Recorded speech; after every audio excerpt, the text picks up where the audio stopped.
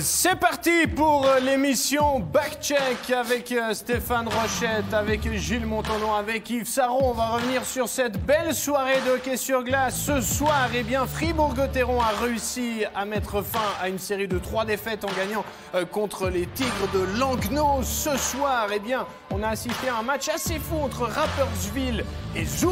Hoffman était de retour, il a planté 2 goals, dont un absolument magnifique sur la prolongation pour offrir la victoire à son équipe. Et puis, ce soir, l'image du jour, c'est Bienne qui a trébuché face à Davos. Les gestes techniques, vous connaissez celui-ci, c'est pas toujours facile de les réussir. Parfois ça marche, parfois patatrac. C'est l'image du jour.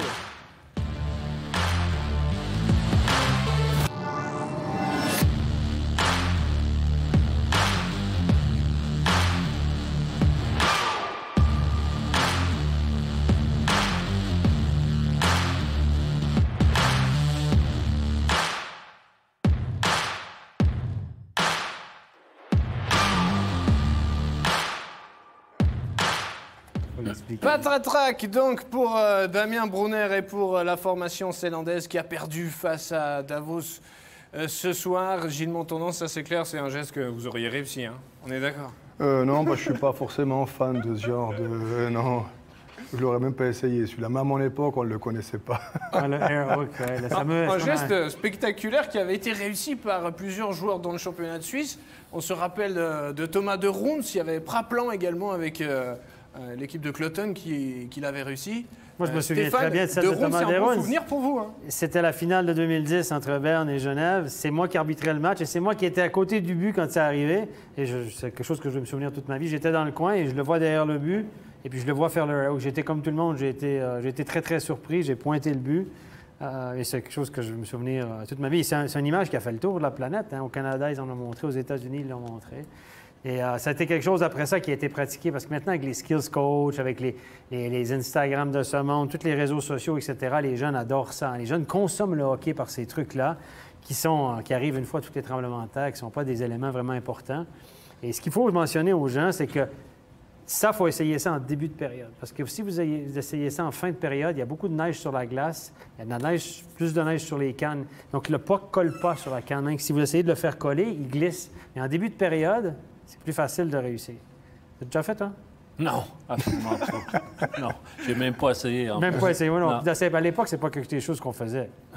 Peut-être à l'extérieur. À l'extérieur, parce que là, c'est ça. Ouais. Mais c'est des trucs qu'on voit aussi les jeunes s'entraîner beaucoup à faire parce qu'ils consomment le hockey sur les réseaux sociaux, par des highlights, par des gris-gris, etc. Mais il faut dire aux jeunes, c'est bien si vous le réussissez, mais vous allez peut-être le faire une fois dans une carrière. Il faut se concentrer sur les gestes les plus importants. Oui, mais des gestes qui restent dans les mémoires comme ce but de Thomas de Roons qui avait été marqué en plus en finale du championnat entre Genève Servette et Berne lors de la 3e période. Il avait suivi d'ailleurs vos conseils, hein. C'était à l'entame de la période qu'il avait réussi ce but absolument somptueux.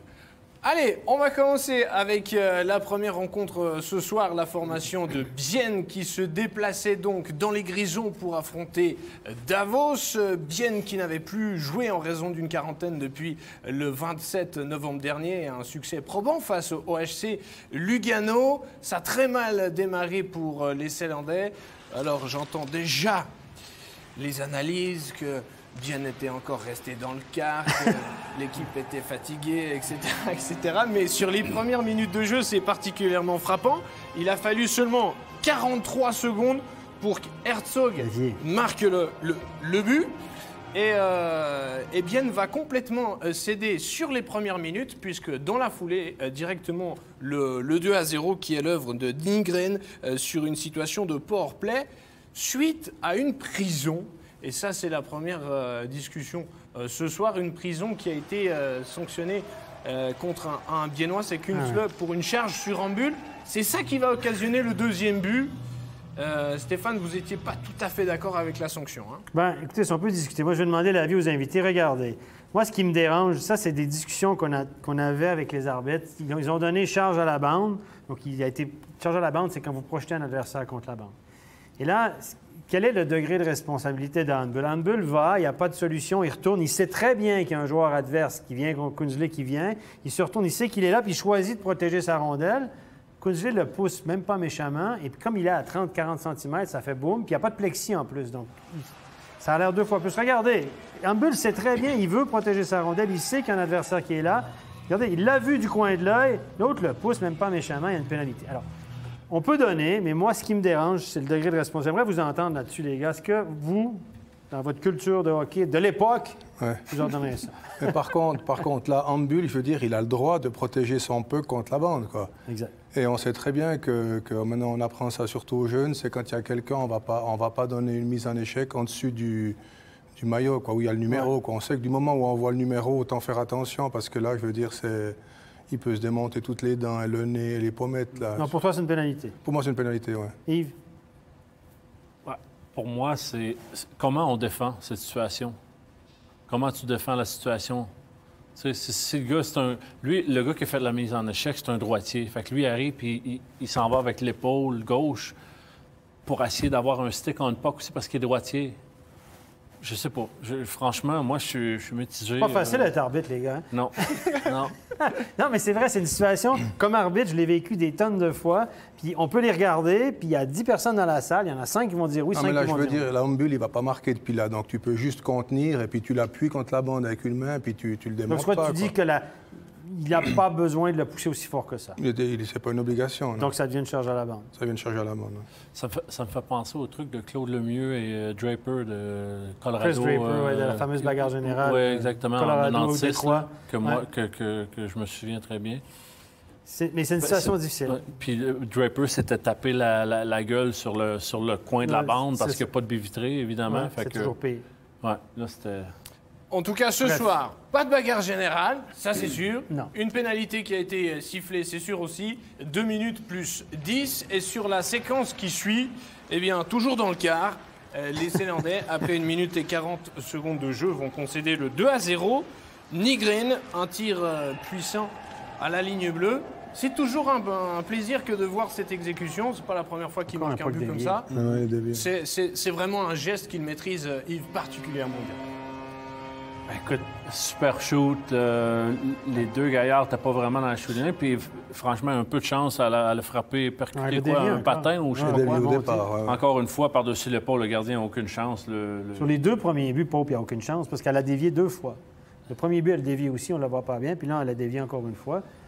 L'exécution de Corvi est superbe sur son backhand. Il donne la passe. On a vu ça souvent cette année. C'est un set-play, puis l'autre, c'est un droitier en plus. Et puis Thornton est tellement grand que... Tu peux descendre 3-4 mètres, là, tu te fais plaisir. Tu donnes tout ce que tu as, là. Billy Grant, c'est ça qui fait le mieux, puis il le fait très bien.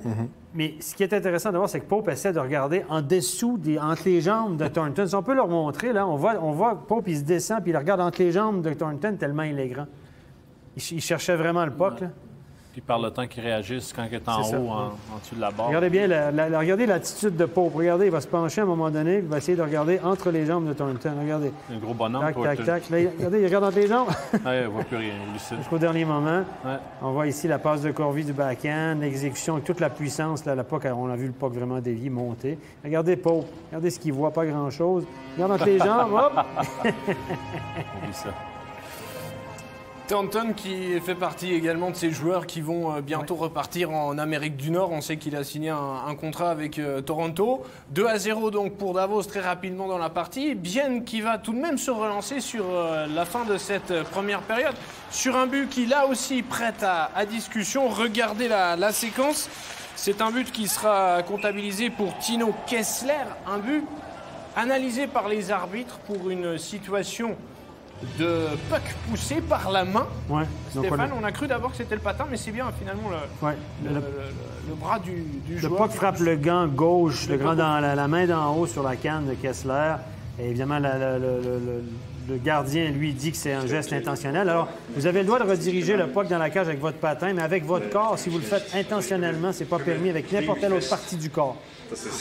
La question était de savoir, là, est-ce que le mouvement du gant est volontaire? Est-ce qu'il pousse avec le dessus de son gant intentionnellement le puck dans la cage? À mon avis, non, parce que là, on a le super ralenti, mais en live, le puck est dans les airs, puis le joueur fait comme une réaction pour rattraper la rondelle, touche son gant et rentre. Pour moi, c'est une bonne décision. C'est le puck qui va au gant, c'est pas le gant qui va au puck, quoi. Ouais, c'est ça, exactement. L'expérience de Gilles Montandon, il a tout dit. Voilà. On est d'accord sur le plateau, donc, cette fois-ci. Puis c'est la Non, première oui, fois, on est j'ai bien d'accord. aimé. Il y avait clairement un débat. Là, C'était on bon. est tous d'accord pour dire que Oui, on est c'était tous d'accord. un but On va tout à pas dire le fait contraire pour dire le contraire. valable, qui a donc permis à Bienne de revenir dans ce match. Les Zélandais qui vont même trouver l'égalisation. Mais avant ça, un fait de jeu assez surprenant. On y reviendra dans un instant. On va tout de suite voir le 2-2 qui a été marqué en supériorité numérique avec Pouliot qui dévie ce puck. Gilles, un joli but. Ah, super, ouais. Absolument, ouais. Déviation, c'est exactement ce qu'on cherche. On voit ça très, très souvent. Quand c'est de l'autre côté, c'est le gaucher qui est sur son côté fort pour la dévier. Et là, c'est Pouliot qui est monté plus haut dans le slot. C'est assez facile de dévier sur le bon côté de sa canne. Un droitier comme Pouliot, là, pas sur le revers, là, souvent on arrête souvent les pucks, on freine les pucks trop. Tandis que là, il fuse, quoi. C'est joli, ça. Il fuse et il termine donc directement au fond du but. Alors, le fait de jeu, c'est assez original. C'est l'un des arbitres, Stéphane, qui s'est blessé. Et donc, le match qui avait commencé avec 4 arbitres a dû se poursuivre avec 3 arbitres, un arbitre principal et 2 assistants. Écoutez, on ne va pas les plaindre. Moi, j'ai fait presque l'entier de ma carrière à 3. J'ai survécu, regardez, je suis À encore en 3, bonne ça santé. suffit. Mais c'est vrai que les arbitres d'aujourd'hui, les jeunes arbitres qui montent, ils n'ont pas l'habitude d'arbitrer à 3. Et ils n'ont jamais fait ça, ils montrent à 4, et puis c'est leur réalité à eux, puis c'est tant mieux, c'est beaucoup mieux comme ça, il n'y a aucune discussion possible. Mais là, ce qui arrive dans ces situations-là, c'est qu'il y a un arbitre en chef qui devient juge de ligne, puis on commence au système comme dans le système A3, un aide, 2 juges de ligne, et puis un des aides, c'est Cédric Borga, qui est passé pro cette année, mais qui a été le juge de ligne longtemps.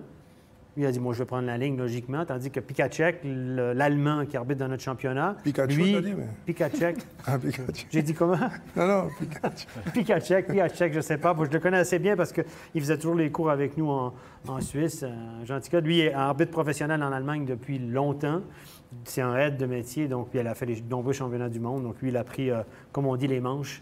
Et ce qui est assez rigolo, c'est qu'on est allé à la vidéo, et puis Borga est allé avec lui. Donc c'est rare qu'on voit un aide, un juge de ligne Borga a changé de maillot, il a mis un maillot de juge de ligne d'ailleurs. Donc on a fini à 3. Et moi, j'ai déjà fini à 2. Donc, je veux dire, je ne vais pas les plaindre. J'ai déjà fait un match. La première année que McSorley était en Suisse, Lausanne-Genève, on a fait à 2. Et un arbitre s'est laissé dès le début de match, puis on a arbitré ce match-là à 2 en Liga. Oui, effectivement, ça doit être un sacré souvenir pour vous, tout comme pour l'arbitre là qui a été victime donc d'un claquage. L'équipe de Bienne ce soir jouait avec un nouvel étranger, Komarek, qui est un Autrichien qui arrive en provenance de KHL. Il a fait tout le déplacement, on en parlait, en voiture depuis Riga pour venir jouer avec Bienne. Quel regard portez-vous sur cette première prestation? Yves, il n'a pas crevé l'écran. C'est dur à juger, évidemment, s'il a voyagé dans les derniers jours et tout, et puis de s'installer, familiariser avec le système de jeu. Je veux dire, beaucoup de choses à... Puis ça dépend des responsabilités qu'il y a eu pendant le match. Moi, je vais focuser évidemment sur le match de Fribourg, mais c'est de savoir exactement le temps de jeu, puis quelle utilité Il a joué 15 minutes. Oui, c'est très... C'est pas tant que ça, c'est correct. Ça en plus, 15 minutes, 68 % aux engagements. Donc, c'est un joueur de centre naturel, il faut savoir. Hein? Ça, c'est très bien. Et voilà, 3 tirs au but. Donc, c'est pas les mauvais chiffres, mais c'est tôt un peu pour le juger, comme on a dit. On lui donnera encore. T'arrives dans une équipe, tu connais chances. même pas les noms de tes joueurs. Tu fais, hey. Tu sais, durant le match, là, tu sais même pas comment appeler tes joueurs. Ton coach n'est pas là, tu te dis, je suis où, là? Je suis où, là? Je suis débarqué où? Non, mais c'est quand même un joueur de centre. Écoutez, il a fait quelques bonnes saisons quand même du côté de la SHL, donc ça peut être une bonne pioche pour Bienne. Peut-être une bonne pioche. On souhaitait également évoquer la situation financière par rapport à ce transfert, étant donné qu'il vient pallier l'absence d'Ulström, qui est blessé pour une commotion cérébrale. Donc l'assurance accident rembourse la partie du salaire au EHC Bienne, qui a réinvesti cet argent, Stéphane, pour se permettre ce transfert. On est dans la communication. Votre avis Avec le là-dessus? COVID, les dépenses, on a eu des subventions, etc. Personne ne veut dire qu'il dépense d'argent pour engager des joueurs.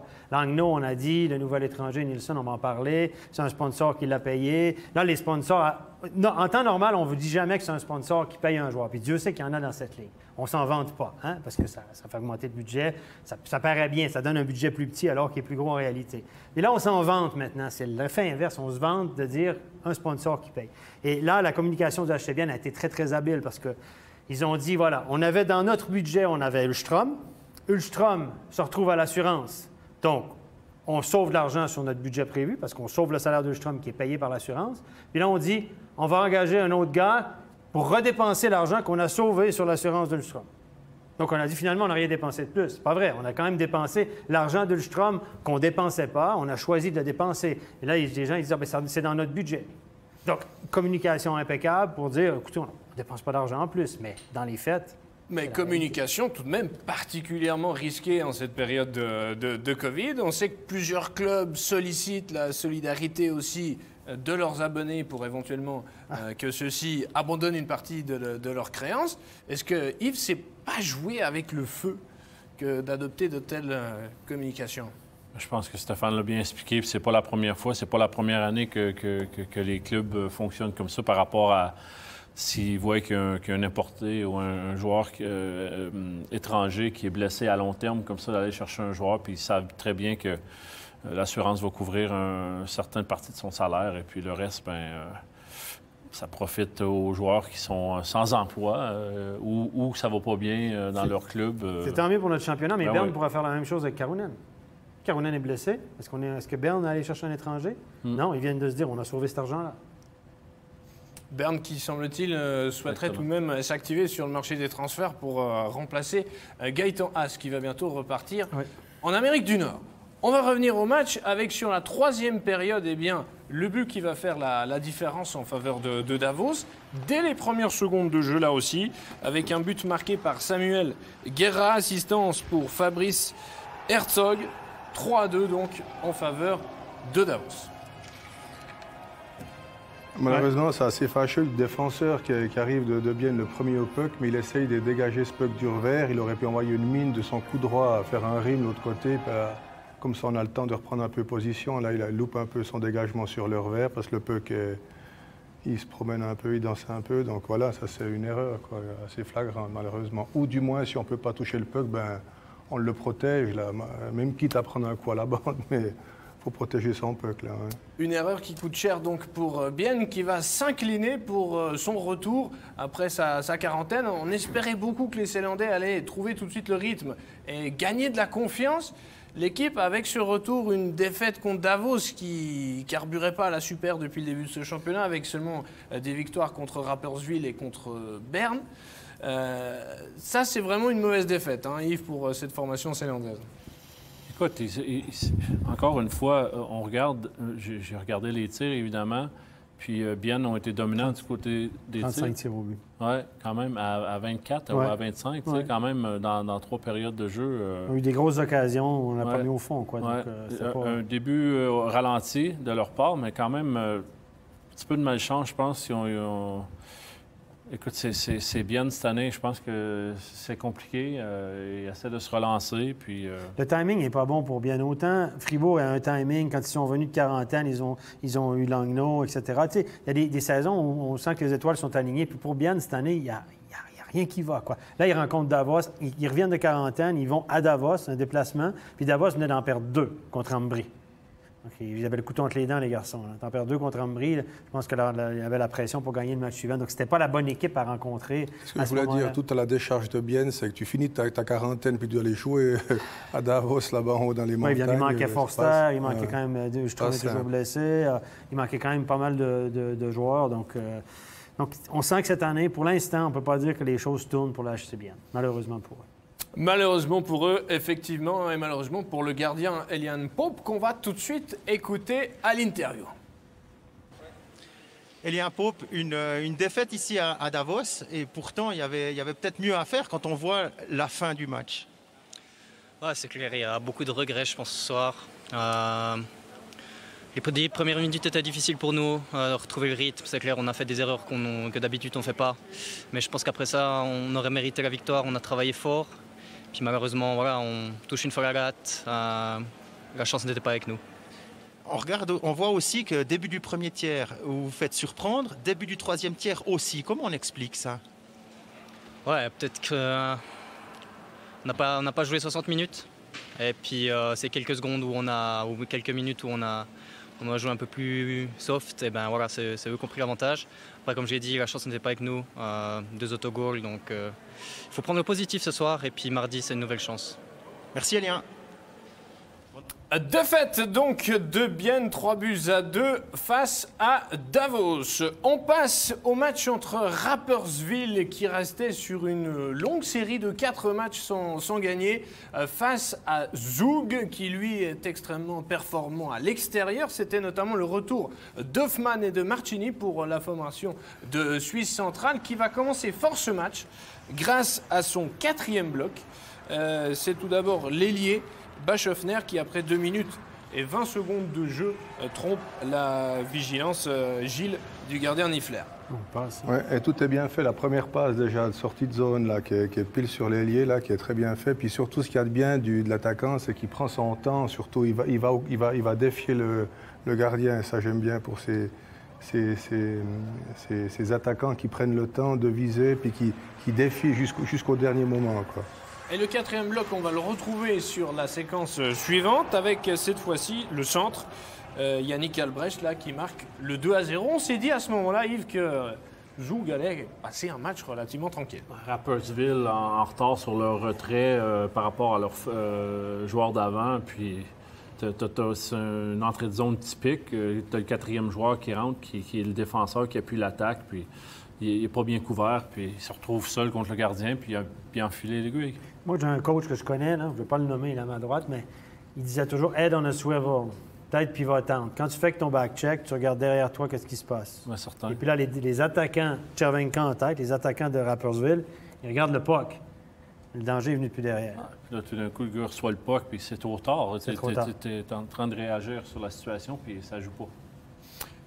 Une curiosité dans ce match qu'on va tout de suite vous montrer. Alors, si vous étiez avec nous depuis le début de la soirée, vous avez appris que Stéphane Rochette a également été arbitre de baseball. Stéphane, vous allez adorer du coup là. Regardez le sauvetage d'Alatalo qui vient derrière le casque du gardien à Genoni pour sauver le but. C'était bien joué pour sa part. Une bonne coordination des yeux et des mains. Un petit peu chanceux parce que je trouve qu'il... Mais Alatalo avait déjà fait ça aussi à Genève, devant son gardien. Il avait fait dévier dedans. Hein. Crosby fait la même chose, mais il les marque, lui. Hein? T'avais vu ce goal? C'est super. Non, c'est un beau geste défensif. C'est au vol, tac. Mais s'il met le puck dehors, là, ce que les gens ne comprennent pas aussi, c'est que s'il tape le puck et finit dans le filet dans une situation comme ça, c'est 2 minutes. Hein? Il a pris des risques, mais il a bien fait, il a réussi. Bravo donc à Latalo. Et puis ensuite, la formation de Rapperswil va clairement revenir dans la confrontation avec un but marqué à 5 contre 4 par Marco Lehmann, qui sera l'un des joueurs en vue de ce match. Ici, un joli tir, pas de sourire pour lui pour ce premier, mais clairement le but qui relance Rapperswil, les Saint-Gallois qui ne possèdent pas des stats hallucinantes en jeu de puissance, même s'ils ont du talent au niveau des étrangers. Mais là, on a apprécié, Gilles, quand même, le tir du poignet. Oui, effectivement, c'est nous la même chose. Il y a un défenseur qui est juste entre le puck et le goal qui sert à rien. Et il prépare son shoot, un super shoot du poignet bien placé. Là, c'est parfait. C'est parfait, tout comme l'exécution de Grégory Hoffmann, de retour au jeu. Lui qui a ce sens du but si prononcé et qui a réussi durant toutes ces dernières saisons à scorer à de multiples reprises. Cette année, seulement 2 buts avant ce match contre Rapperswil. Celui-ci, c'est le 3e. Un but marqué là aussi en supériorité numérique. Un cadeau de Jan Kovar, qui est un excellent passeur. Et Kovar connaît une très, très bonne saison. Il était en retrait un peu l'année passée. C'était pas le meilleur étranger. Il n'était pas très en vue, mais cette année, c'est vraiment le meilleur joueur à l'attaque de cette équipe joueuse. Et on va retrouver, c'est à nouveau Marco Lehmann ici qui va marquer avec un joli solo. Cette fois-ci, c'est le défenseur zougois, pas forcément à son avantage. Yves, là, il a essayé de dégager ce puck juste devant le gardien sans succès. Oui, exactement. Mais le joueur de Rapperswil, il met un puck en avant du but. Puis ça n'a pas besoin d'être un puck fort, comme on le dit. Juste déposer un puck en avant du but. Tu as des gars qui drivent le net. Et puis, évidemment, les gars qui drivent le net, c'est compliqué à défendre parce que tu dois relâcher tout ça. Tout le monde veut essayer de faire une récupération de puck. Puis finalement, c'est Rapperswil qui se retrouve avec le puck sur la palette. Elle frappe l'épaule, je pense, puis après, elle rentre même dans le but. Fait que c'est un but un peu chanceux, mais si tu mets ton puck au but, en avant du but, avec des gars qui drivent le net, les choses offensivement vont tourner pour toi éventuellement. Et c'est ce qui va se passer pour Rapperswil, qui va réussir à trouver l'égalisation sur l'entame de la 3e période avec une réalisation pour Duner. Là, il y a quand même une passivité coupable Il y a une de la relance. défense. Bon, Duner, il est bien servi aussi. Hein? Qui fait ça? Qui a fait cette passe affreuse dans le... Une répétition d'erreurs pour les Zougois, là. Qui a fait cette passe? Je sais pas, mais en tout cas, c'est. Le défenseur est appuyé contre la bande, dans le coin, sur la ligne rouge des buts, arrêté, et il passe. Il tente de passer un puck à travers le slot, là. Wow! Alors regardez, il y a eu l'erreur à la relance, et puis celle-ci, c'est Alatalo, là, Ouais. qui à nouveau fait preuve de suffisance. La séquence qui permet le but de Eggenberger. Giannoni, pas tout blanc non plus. On va voir sur la... Il n'a pas la crosse véritablement sur la glace, et du coup, Yves, la rondelle qui glisse sous le bâton du goalie. Défensivement, chaque équipe va faire des fautes défensivement. Il y a un revirement là, juste avant. Mais je pense que ce puck-là, peu importe s'il le voit ou pas dans cet angle, il doit couvrir son but. Et puis, le puck doit le frapper, même s'il ne voit pas le puck décoller de la palette. C'est un mauvais but. Oui, c'est un mauvais but de Giannoni. Ouais. Et c'est un but qui a failli donner la victoire à Rapperswil. Il faut savoir que tous les buts, tous les pucks qui sont derrière la ligne de but puis qui reviennent devant le gardien, ils sont hyper difficiles à défendre. Hein. Oui, et on l'a constaté encore sur cette séquence, qui aurait pu permettre à Rapperswil de gagner contre Zoug, contre toute attente, mais la formation de Suisse centrale, regardez, sur les toutes dernières secondes, on joue à 6 contre 5, la cage est déserte du côté zougois, et le but sur un lancer d'Alatalo là, qui va se rattraper de l'erreur précédente en amenant le danger devant le filet, la rondelle qui a été déviée par McLeod. L'importance d'avoir un joueur de centre capable de gagner un face-off. C'est là la grosse différence. Rapperswil gagne un face-off, le match est fini. Fort probablement que le puck sort de la zone, où tu prends au moins 10 à 12 secondes. Il restait 19 secondes au match. Évidemment, c'est un set play, puis eux, à 19 secondes, ils veulent gagner le face-off, trafic en avant du but, puck au net. Ça a fonctionné. Comme dans le livre. Souvent, là, les gens ils disent qu'est-ce qu'ils dessinent sur leur truc, etc. Souvent, ils demandent un temps mort, puis ils dessinent sur le truc, etc. C'est exactement ça. Il y a des situations où si on gagne l'engagement, si on perd l'engagement. Et là, si on gagne l'engagement, il y avait un jeu préparé. C'est exactement ce qu'ils disent. Bon, les set plays, comme tu as dit, il faut gagner l'engagement. Sinon, ça sert à rien. Exactement. C'est ça. Si tu ne gagnes pas l'engagement, tu cours après la rondelle. Ah ouais, c'est fini, quoi. Et grâce à ce set play et à ce jeu préparé en français, donc le match va partir en prolongation avec un but qui va faire très plaisir à Grégory Hoffman. On retrouve le Grégory Hoffman flamboyant là, sur cette séquence avec une feinte. Il se cache derrière le défenseur pour décocher un très joli tir qui offre donc la victoire à la formation zougoise face à Rapperswil qui ce soir n'a pas démérité, mais joli but pour Hoffman. Tir qui a surpris le gardien et un tir soudain. Ben, comme Gilles l'a dit plus tôt par rapport à un autre but qu'il a détecté, un tir voilé, le gardien, compliqué pour lui d'arrêter ça, puis il a enfilé l'aiguille. Il n'y avait vraiment pas beaucoup d'angle pour shooter son puck. Il est arrivé avec un paquet de vitesse, il y avait un gap en plus, en zone neutre. Je pense que ça venait d'arriver d'un changement. Le défenseur est au hash-mark, Ouais. il est aux oreilles, Ouais. il est vraiment dans le slot. Donc Hoffman, il ne peut pas essayer de le déjouer. Si tu le déjoues, tu vas te retrouver derrière la cage. Tu ne peux pas contourner un joueur qui a les cuissettes dans la demi-cercle du gardien. Il a reculé, il a attendu, il s'est servi du gars comme écran. C'est très, très bien joué. Puis Hoffman, c'est 2 buts ce soir, puis une passe aussi. On ne lui a pas donné la passe sur le but de égalisateur, mais il a une passe là-dessus aussi. Défaite donc de Rapperswil, c'est la 5e de rang tout de même pour une équipe qui avait relativement bien commencé le championnat, mais qui là, Gilles, semble marquer le pas tout de même. Ouais. Alors, ouais, c'est pas forcément une surprise non plus. Hein.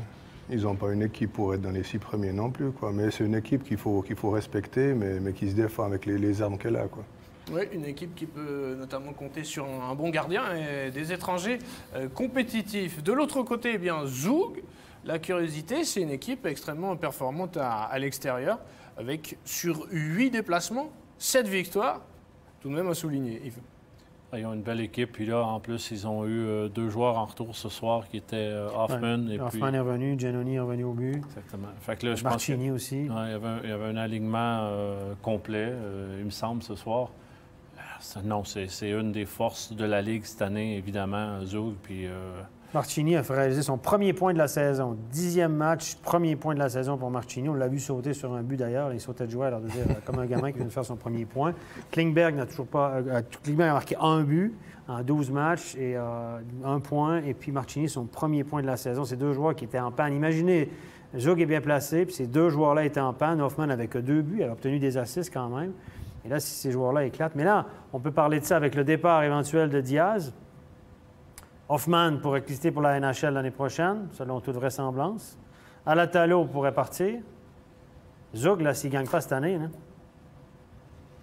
c'est cette année ou jamais, hein, parce que les prochaines saisons, ça va être compliqué. Là, on est sur Fora, semble-t-il, parce qu'en réaction, on ne s'attendait pas de perdre Diaz, qui soit, selon toute vraisemblance, signé à Fribourg.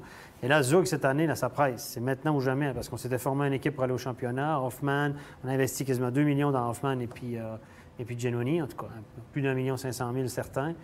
Donc, Diaz aussi, on parle d'un salaire de 700 000 là, il faut, à Latalo qui va signer le jackpot, il faut absolument que cette année, ça passe, parce que sinon, ça sera pour le prochain cycle. L'année ou jamais, donc, pour la formation zougoise. On va passer sur le dernier match de cette soirée, mais qu'est-ce qu'il était important pour le Dragon fribourgeois ce match, l'équipe fribourgeoise qui restait sur 3 défaites consécutives et qui jouait à la maison face à la Lanterne Rouge, les Tigers de Langnau.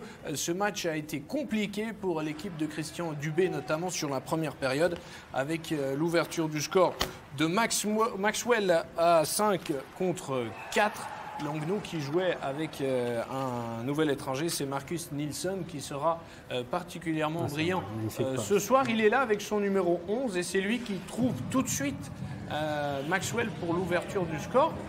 Là, c'est assez intéressant de voir, Gilles, la confiance tout de suite placée dans Nilsson qui, dès les premières secondes, joue au powerplay. Bon, il a d'ailleurs été associé aussi sur le premier bloc. Il a été cherché pour ça aussi, hein, parce que si vous prenez un renfort étranger puis vous le mettez dans le 4e bloc, là, il va tirer son spleen et puis vous n'aurez pas de résultat, quoi. Autant le mettre directement dans le vif du sujet, quoi. Puis le sponsor qui l'a payé ne sera pas content, il va appeler, il va dire « je joue pas assez, moi je vais refaire mes billes ». C'est un membre du conseil d'administration qui effectivement paye le salaire. C'est vrai, il y a toujours des bonnes excuses. Hein. Les clubs, j'ai l'impression, ne payent plus aucun salaire. C'est toujours, non, mais c'est parce qu'on doit montrer pas de blanc. Autour qui font le plaisir de nous offrir des joueurs de talent comme Nilsson, qui a donc été performant ce soir. L'équipe de Fribourg va revenir néanmoins dans le match suite à une situation un peu litigieuse, dira-t-on. Une pénalité, Stéphane, de 4 minutes contre Neukom pour cette canne au visage qui finalement n'a pas été la canne de Neukom.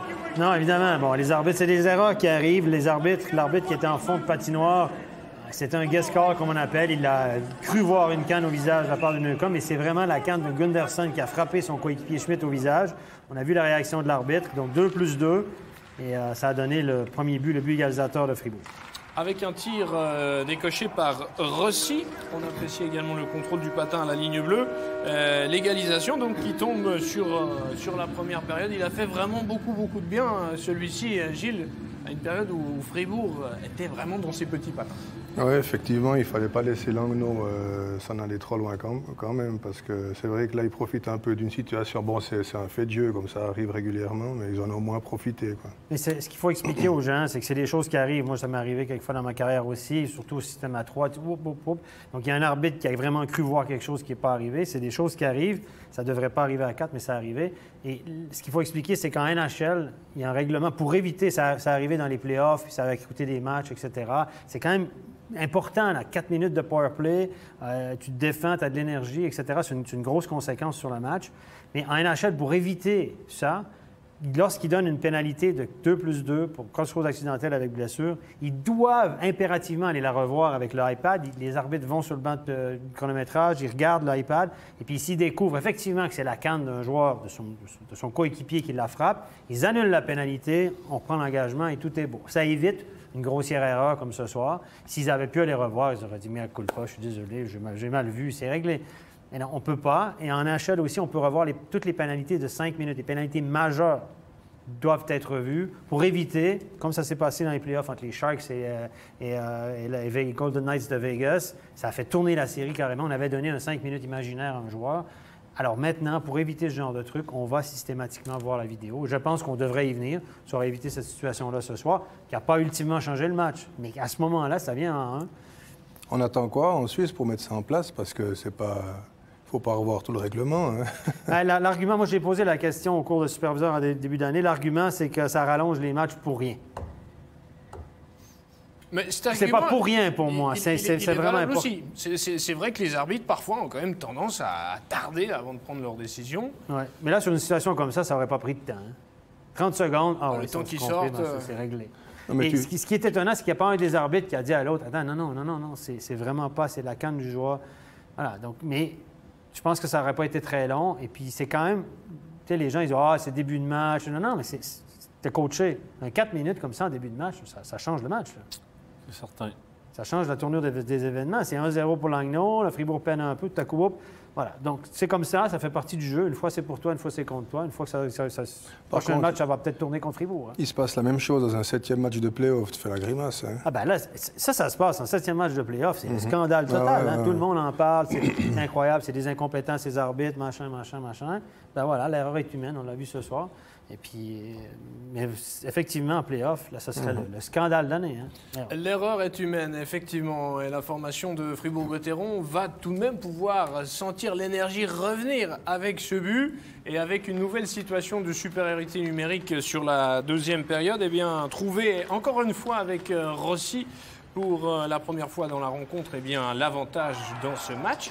Tir de Yannick Heron, bel et bien dévié par Rossi. Et donc doublé pour lui. Et Fribourg qui prend un but d'avance. Yannick Heron, bon tir au but, tir dévié par Rossi. Heron qui a connu 4 points lors de ses 2 derniers matchs. Hein. Donc 2 points du côté de Genève. Ce soir à 2 points. Il a débloqué un peu, notamment en powerplay. On est allé chercher pour ça. Yannick, tu le connais bien, Yannick Heron, toi? Oui. Tu l'as coaché? Oui. Tu en penses quoi? Facilement, tu donnes un puck, puis tu donnes un petit peu d'espace libre. Il y a un excellent shoot. Évidemment, il va trouver la ligne de shoot comme il a fait ce soir. Puis évidemment, tout près du net, habituellement. Puis il est facile, il a un coup de patin, il est élégant en plus. Il a une facilité, il a une glisse, etc. Mais c'est vrai, on est allé chercher pour son powerplay, ses talents en powerplay. On ne les avait pas vus cette année. Il y avait un but, je pense, avant le match à Genève. Là, il a obtenu des points sur le powerplay ce soir et à Genève. Donc, voilà, un investissement qui commence à être rentabilisé. Par contre, ce qu'il fait de bien, c'est qu'il envoie un shoot du poignet. Là, pas se dévier un shoot à 1 mètre de haut quand c'est un slap, c'est plus compliqué. Un shoot du poignet, là, pour Rossi, là, il le fait bien. Là. Sur le deuxième powerplay ce soir, parce que ça, c'est la deuxième unité de powerplay, David Ebichère. 2 assists en powerplay ce soir. Ouais. Moi, je l'ai bien aimé, David Ebichère. Moi, je l'ai bien aimé en haut, puis il est assez calme, il bouge bien son puck. Il n'essaie pas d'en faire trop. Il ne retient pas son puck trop long non plus. Le mouvement est assez rapide. Fait que l'adversaire doit bouger un peu plus rapide. Puis des fois, c'est là qu'il y a des défaillances. Un bon jeune défenseur qui va jouer longtemps dans cette ligue. Oui, David Ebichère qu'on avait découvert également sur les championnats du monde junior des moins de 20 ans qui auront lieu entre Noël et Nouvel An et que vous pourrez également suivre sur votre chaîne préférée. Avec les séquences suivantes, on est sur la dernière période. Victor Stahlberg pour son 6e de l'exercice avec une jolie passe de Desharnais qu'on va retrouver 2 fois à l'assistance sur cette dernière période durant laquelle Fribourg va enfin prendre le large. On voit très bien que le puck, là, c'était le moment qu'il arrive sur la canne de Stahlberg parce qu'il allait bientôt se retrouver derrière la ligne de but. Là.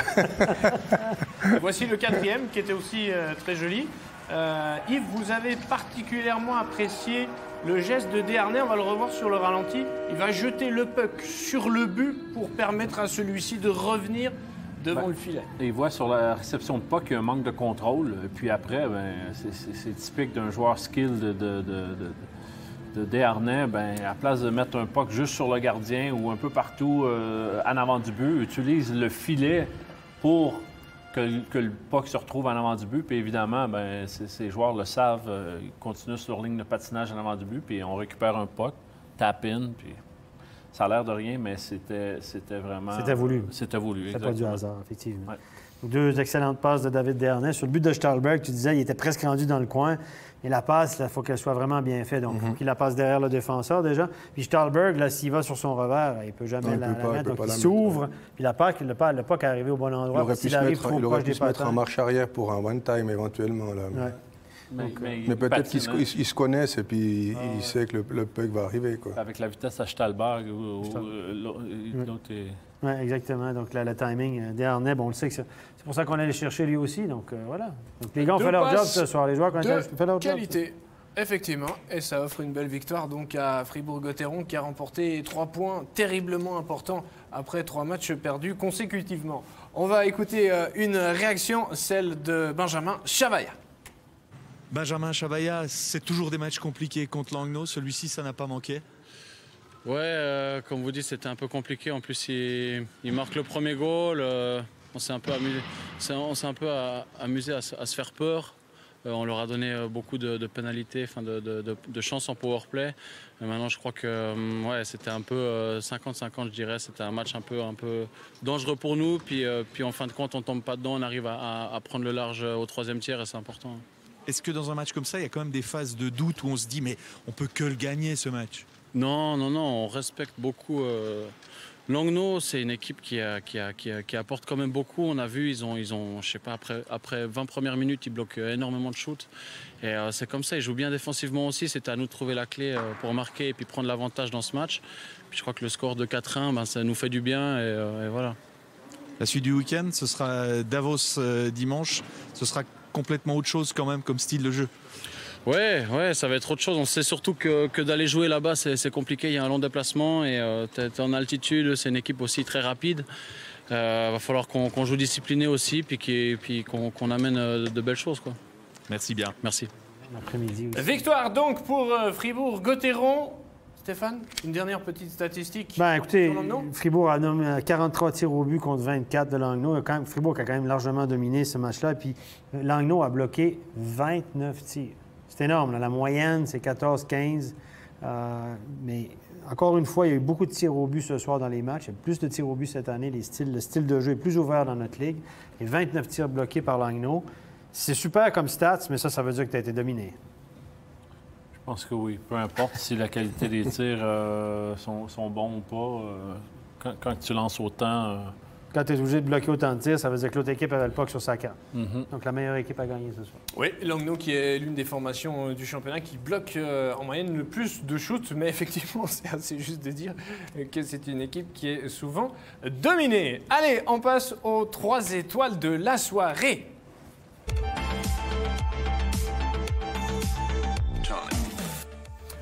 La formation de Rapperswil a certes perdu ce soir, mais a permis à un homme de briller, Stéphane. C'est Marco Lehmann, auteur d'un doublé. C'est la 3e étoile de la soirée. Écoutez, c'est un jeune joueur, il a 21 ans. C'est un gars qui a été formé à Cloton, qui a joué avec l'équipe nationale championnat du monde il y a 2 ans avec les U20.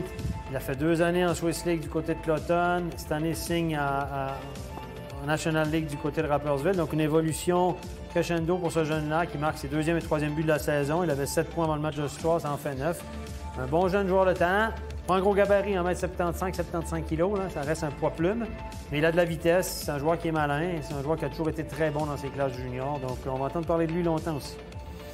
Fribourg-Gotteron a gagné son match 4 buts à 1. Plusieurs joueurs ont été performants. Stahlberg, il y a eu Desharnais, mais surtout Rossi, Gilles Montandon qui a été auteur d'un magnifique doublé. C'est clair, quand vous marquez 50% des goals d'autres équipes, c'est toujours agréable. Je pense que le sentiment doit être bon. Il ne va pas nous marquer 2 goals tous les soirs non plus, mais il marque 2 super goals sur un shoot direct. Et on l'a vu sur une déviation là. Donc il était hyper bien inspiré ce soir, pourvu que ça continue pour lui aussi. Ouais.